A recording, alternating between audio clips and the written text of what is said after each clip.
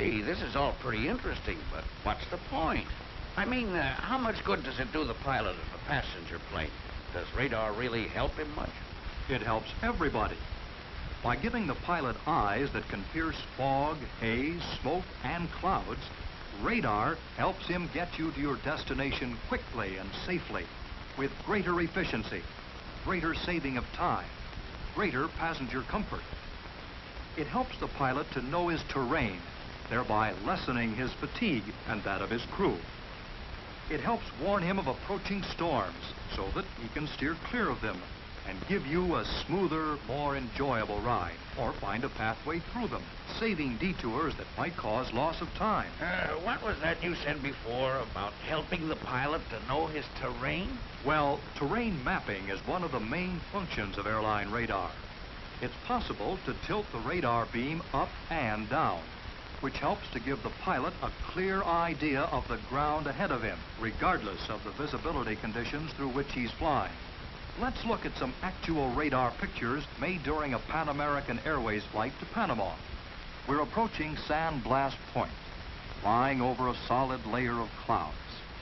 Direct vision isn't much help, but the first sign of land appeared on our radar scope about 100 miles out. Here we see San Blas on the 50-mile range setting. 24 miles out, and San Blas Point is clearly visible. 2 minutes later, we switch to a shorter range for a more accurate distance check. San Blas Point is now 16 miles ahead, and we're right on course. Hey, the water showed up black and the land white. How come? There's a very simple reason.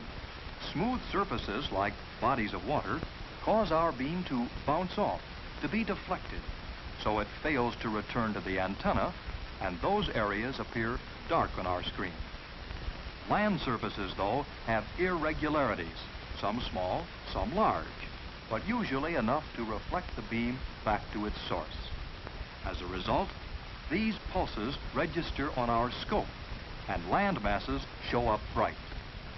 When approaching a mountain, our radar beam will bounce back from the near side, showing brightly on our screen. The far side of the mountain, which can't be reached by the beam, remains in shadow. So a radar echo of a mountain peak would look like this. Now let's take a look at the most important use of radar, its ability to map weather conditions. Our pilots try constantly to give you the smoothest and most comfortable ride they can, but a lot depends on the weather. Now, thanks to radar, the pilots can see storms long before they reach them and avoid them wherever possible. This means more comfort for our passengers and a smoother ride than ever before. What do you mean, see storms? I thought you said radar cut right through clouds. Through ordinary cloud cover, yes. But areas with heavy rainfall, cold fronts, thunderstorms, these show up very clearly on the radar scope. Like this. And this. And this. Even hurricanes show up on our screen. Here's a recent one off Cedar Keys. I'd sure like to steer clear of that. So do we. And radar makes it easy. Now let's look at one more device called Contour. This helps the pilot probe the center of a thunderstorm as well as its outer edges. Contour reverses the brightness of the echo so that the worst part of a storm shows up as a dark mass inside it, like this and this.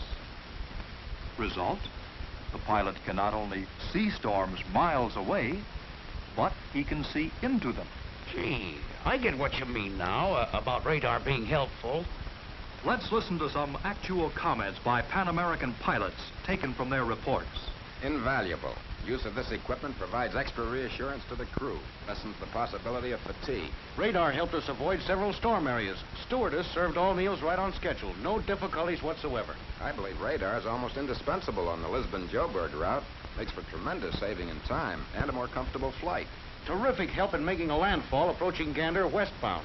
Radar is wonderful. Our flight was conducted with slight detours. Passengers enjoyed normal flying conditions and service, whereas other flights in the area were getting plenty of turbulence. Say, you think maybe I can see radar in action? Sure thing. Climb aboard. Pan American is always happy to have its passengers visit the cockpit, under supervision, of course. Uh-oh. Fog. I can't see a thing. No, not with the naked eye, but let's take a look at the radar. Hey, we're over the golf course. Now we'll head out to sea. If you watch, you'll catch the coastline. Yeah, there it is. Clear as a bell. Just like a map. Now, let's raise our beam and see what the weather's like up ahead. There's one of those thunderstorms. That's right. According to our range markings, it's about 30 miles away. We can move slightly to the south and avoid it easily. Hey, this is really something. Never thought I'd be playing tag with the weather. Uh-oh. What's that we're coming to? It's a solid squall line, stretching for miles. Things are going to get bumpy. We'll have to go around it, huh? Make a detour? Nope. Take a look at what our radar shows. The storm appears to be solid, but you can see that there are actually only 3 heavy echoes. That leaves plenty of clear space in between for us to fly through. Well, that was pretty simple, wasn't it? Saved us a lot of time, too. And not a single bump. From now on, it's going to be more fun to fly than ever. Now, let's head back to your golf course. You enjoy your trip? I sure did. And learned things, too. It really is my golf ball! Wait a minute. Radar isn't quite that good. At least, not yet.